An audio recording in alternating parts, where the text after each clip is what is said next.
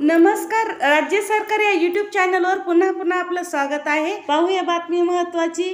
तत्पूर्वी चॅनलवर नवीन असाल तर लाईक आणि सबस्क्राईब करून घ्या।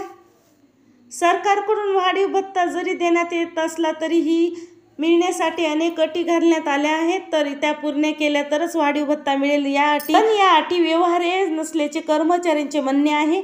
यामध्ये खुजी स्थूल लठ्ठू मुलांचे प्रमाण कमी करणे अशी एक अट आहे। राज्य सरकारने आता अंगणवाडी सेविका मदतनीस यांच्या कामाच्या वेळेत 2 तासाची वाढ करण्याचा निर्णय घेतला आहे। त्यानुसार अंगणवाडी दैनंदिन कामकाजाचे प्रस्तावित वेळापत्रक एकात्मिका बाल विकास सेवा योजना आयुक्तालयाकडून प्रसिद्ध करण्यात आले आहे। त्यानंतर प्रस्तावित वेळापत्रकाचे अंगणवाडी कर्मचाऱ्यांना अभिप्राय मागण्यात आले आहेत।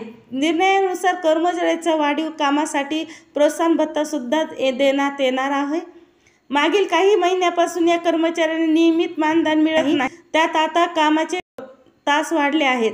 त्यासाठी सरकारकडून वाढीव भत्ता जरी देण्यात येत असला तरी तो मिळण्यासाठी अनेक अटी घालण्यात आल्या आहेत। नंतर वेळापत्रक निश्चित करण्यात येईल। मात्र सध्या भत्ता वाढीचा कोणताही थेट सूचना नाहीत, असे एकात्मिका विकास सेवा योजना विभागाकडून सांगण्यात आले आहे।